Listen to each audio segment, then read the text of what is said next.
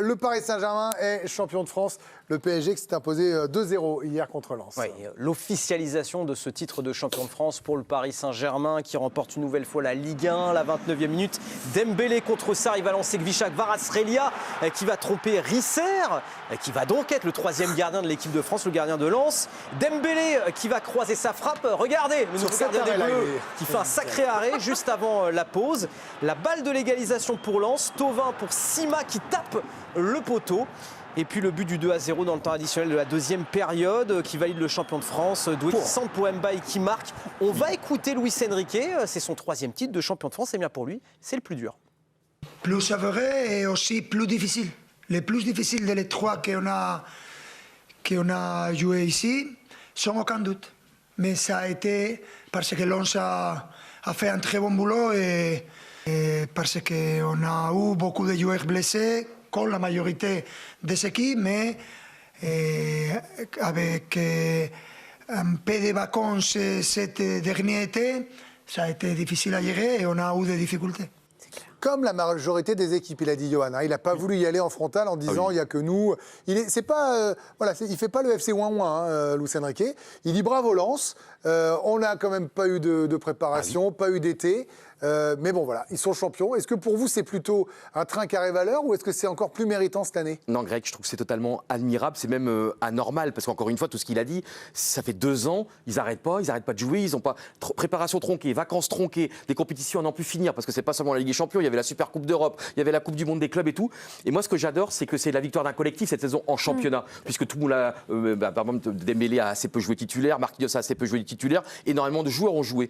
Mais pour moi, tu vois, c'est une des dates importantes de la saison. Je vais parler de la Ligue des Champions, mais tu vas mieux comprendre le 1er octobre. Un des grands exploits du PSG cette saison, tu gagnes à Barcelone 2-1, titulaire Mayoulou avant-centre, Mbaye sur le côté droit, Zahir Emery au milieu, à l'époque il était un petit peu, c'était pas si évident, et Zabarni en défense. Et victoire du Paris Saint-Germain avec but de qui? De Mayoulou et de Ramos. Et bien finalement, ces joueurs ont beaucoup joué en championnat. Ça montre bien que tu vois, même en Ligue des Champions à Barcelone, tu gagnes avec une équipe entre guillemets A', peut-être une formidable équipe. Et en championnat, et ben tu vois, ces joueurs-là ont été formidables. Et après, il y a eu un coup de gueule, ça montre aussi un vestiaire de leader. Il y a eu le match comme la défaite à Rennes, 3-1, inquiétante au printemps. On se dit quand même, match qui vient à parler après en zone mixte? C'est Dembélé qui y va. Et Dembélé, il a eu des mots très forts. Il a eu des mots limite de capitaine. Il dit les gars, il faut bien commencer à jouer un petit peu plus ensemble. Il ne faut pas commencer un petit peu à partir un petit peu en cacahuète. Il faut jouer pour les autres. Il faut arrêter de jouer pour soi. Et ce coup de gueule, c'était le 6 mars. Paris perd à Rennes, on commence à s'inquiéter. Dans la folie rennaise, Paris un petit peu. Et là, tu as le joueur Dembélé qui arrive et qui tape du poing sur la table. Et ça, je trouve admirable. Et puis finalement, la saison se résume bien au match d'hier aussi. Hein. C'est un Lens admirable qui a 50 000 occasions. Mais Paris ne rompt pas. Paris est toujours là. Paris est sérieux. Et de gagner autant de titres d'affilée, franchement, je trouve ça ne pas banaliser et ne pas dire que c'est normal. Je vous le connais juste, c'était le 13 février, le match de Rennes. Bon, ça se joue à 15 jours, hein, je ne vais pas chipoter pour j'avais marqué le 15 6 mars. Non, 13 février, mais en tout cas, c'était à la fin de l'hiver, au début du printemps, au moment où vous avez raison, ça commençait à compter. Mais c'est vrai, Jeannot, que moi, je peux aussi entendre ceux qui disent, à l'inverse de Johan, 850 millions d'euros de budget, heureusement que vos remplaçants sont capables d'assumer et que, malgré les blessures, ça sert de... J'aime bien la phrase de Dave Apadou qu'on salue qui dit la Ligue 1 a servi de tapis de course. Oui, mais bien sûr, on a été quand même tous unanimes à dire ça depuis le début de la saison, que la Ligue 1 allait servir à remettre en forme petit à petit les joueurs, qu'il allait avoir du coaching entre une équipe de Ligue 1 et une équipe de Ligue des Champions. Et ça s'est arrivé petit à petit et ça s'est déclenché à partir de janvier. À partir du moment où il y a eu l'élimination en Coupe de France, où là encore, il a une compétition en moins qui lui aurait permis peut-être de faire tourner un peu plus les joueurs et peut-être aller chercher une qualif directe en 8e de finale, parce qu'il avait quand même eu ce discours-là en conférence de presse, élimination en Coupe de France. J'espère qu'on ira en barrage, sous-entendu. Ça nous permettra d'avoir un match supplémentaire, même s'il y a une prise de risque. Mais quelque part, moi, je ne suis pas surpris quand on dit que le PSG avait une équipe en Ligue 1 et une équipe en Ligue des Champions, sauf sur 3-4 gros matchs. Mais même hier soir, le match n'avait plus d'intérêt pour le Paris Saint-Germain, un peu plus pour les Lensois. Mais les Lensois ont montré qu'ils étaient à leur niveau de la saison, mais pas au plus haut niveau qu'ils pourraient être en Ligue 1, parce que toutes ces occasions manquées, c'est pas normal quand tu es quelqu'un qui a titillé le Paris Saint-Germain toute la saison durant, quoi. Mais pour aller dans le sens de Jeannot, il y avait une équipe en Ligue 1 et une équipe en Ligue des Champions. Ça s'illustre quand on dessine un 11 type, mais en Ligue 1 par rapport au temps de jeu. Cette saison, regardez finalement,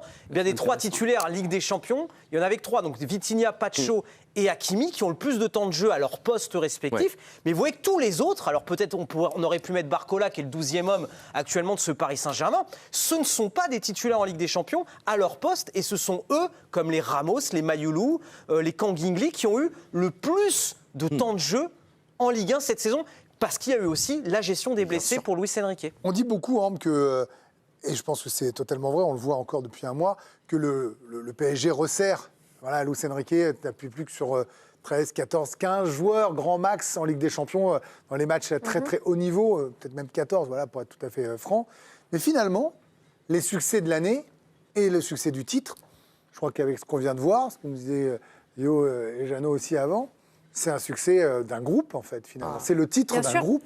Bien sûr, et c'est pour ça que moi, je décorrèle totalement du budget du Paris Saint-Germain, parce que cette année, ils ont été puisés vraiment dans leurs ressources. Ce budget, il est ce qu'il est. Greg... C'était leur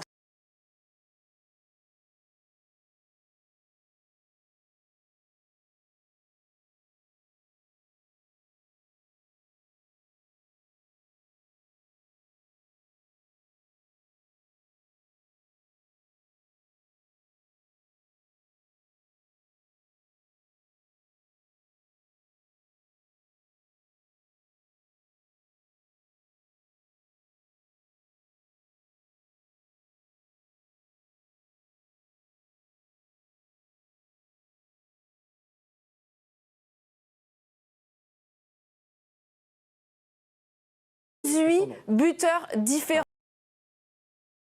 font autant en Europe. Brighton et Napoli qui sont très loin d'être champions avec des statistiques pareil, c'est dire à quel point l'implication, évidemment poussée à son paroxysme que veut Luis Enrique à tous les postes de tout le monde et dans tous les secteurs de jeu, elle a porté ses fruits même en Ligue 1. Giovanni, vous suivez l'équipe de France pour nous ce soir, mais vous suivez aussi le Paris Saint-Germain pour l'équipe de Greg et l'équipe du soir. La réalité, est-ce que ça en dit beaucoup sur la qualité de ce groupe ou ça en dit beaucoup sur la faiblesse de la Ligue 1 ? La faiblesse de la Ligue 1, en fait, c'est moi j'en veux énormément à certaines équipes. Je pense à l'Olympique de Marseille, à l'AS Monaco et encore plus à l'OM. Je veux dire, l'OM, puisqu'on parle beaucoup de budget, c'est à la mode, il faut parler que d'argent maintenant quand on explique les performances des grandes équipes.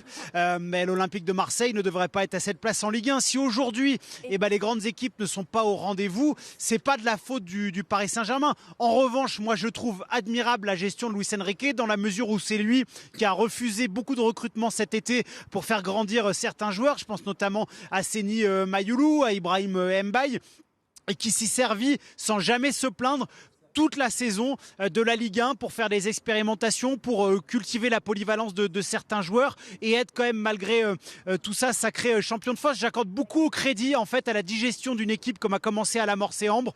Une fois qu'une équipe a tout gagné, c'est très dur de la remobiliser et là-dessus je leur tire mon grand coup de chapeau. Alors il y a aussi un des symboles, c'est qu'il recrute pour plus de 40 millions d'euros Lucas Chevalier et il y a Safonov qui clairement, Camille, s'est imposé. Oui, il a réussi même à le remobiliser, le gardien russe. Et ce n'est plus si utopique de le croire numéro 1 dès la saison prochaine. Quand on voit encore la prestation du gardien du PSG hier soir, une soirée avec 8 arrêts pour écœurer les Lensois. Après avoir tenu le choc aussi face au Bayern, il s'est montré capital dans cette deuxième partie de saison. Et le match de Toulouse, qui était un petit peu bancal, semble bien loin désormais. Et les doutes qui l'accompagnaient aussi. Il a logiquement été encensé par Luis Enrique hier soir.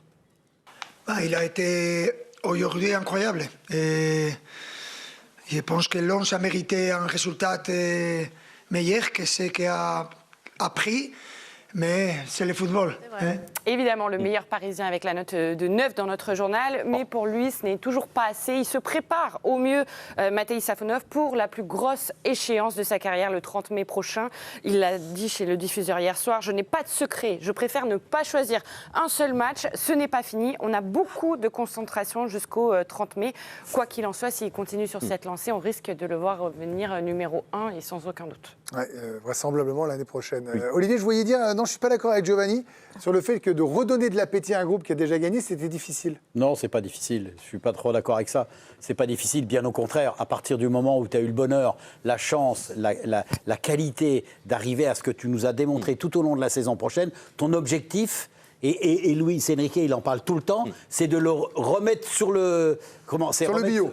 Comment on dit remettre, Le couvert. Voilà, remettre le couvert et avec encore plus de qualité, avec encore plus d'expérience. Et c'est ça ce que nous a offert le Paris Saint-Germain. Moi, ce que je voudrais retenir quand même, parce que je trouve qu'on n'en parle pas, mais pas suffisamment à mon sens, mais c'est la qualité individuelle des joueurs dans leur comportement et dans leur préparation de la saison. Parce qu'effectivement, il y a eu des blessures, mais les blessures, elles sont logiques, parce qu'il y a eu une saison longue et compliquée, et parce que les joueurs sont allés au bout de ce qu'ils pouvaient faire. Rappelez-vous, quand on voit la Coupe du Monde des clubs, on s'aperçoit que contre Chelsea, ils sont ratatinés de chez ratatinés, mais ils ont continué. Quand ils battent le Real de Madrid, c'était déjà, en demi-finale, c'est un régal absolu. Donc, c'est extraordinaire la force qu'a su inculquer Luis Enrique aux joueurs. C'est le staff médical aussi. Ouais, parce ouais, que non, c'est cousu vraiment au fil, c'est de la chirurgie de précision, la manière avec laquelle ils ont j'entends bien. construit. Par moment, le fil s'est un peu déchiré quand même. Mais moi, ce que j'entends Mais bien... pour réussir à être Non. à ce moment-là de la saison avec un groupe plein, quasi plein, ça reste un exploit. Hein. Non, c'est la Bah. qualité individuelle des... Mais ça, on ne s'en rend pas suffisamment compte. Là, aujourd'hui, maintenant, les joueurs de football, ce sont des athlètes de haut niveau. Et je trouve... Oui, mais attention, je trouve que les joueurs du Paris Saint-Germain arrivent à nous le démontrer, Greg, d'une force, d'une puissance, même dans la façon dont ils reviennent de blessures. Moi, je suis ébahi, et je ne suis pas un supporter du PSG, hein, je l'ai toujours dit, mais moi, je suis en admiration, et surtout du travail qu'a fait Luis Enrique et son staff, bien sûr, j'inclus le staff médical, mais c'est extraordinaire. Et c'est pour ça que, encore une fois, tu as dit que c'était pas normal qu'il soit champion, tu as dit que c'était anormal. Non, pour moi, c'est normal, parce que ce sont les plus forts, ce sont les plus exigeants. Oui. Et Vous rejoignez les un plus peu. déterminés. Moi, je regrette. Pour moi, c'est l'équipe la plus déterminée. Ne regrettez rien. Ah non, je regrette pas. Mot de la fin. Ouais, Vincent. et aussi le sang-froid, parce que tu es en barrage, tu es mené 2-0 au bout de 18 minutes à Monaco en barrage aller, et là, est-ce qu'ils ont pété les plombs? Et tu as vu, ils sont revenus totalement normalement dans le match. Tu es mené 2-0 au bout de 18 minutes à Monaco, 2-1, 2-2, 3-2, et en championnat, on l'a vu aussi. C'est un sang-froid, un cœur en or, c'est magnifique.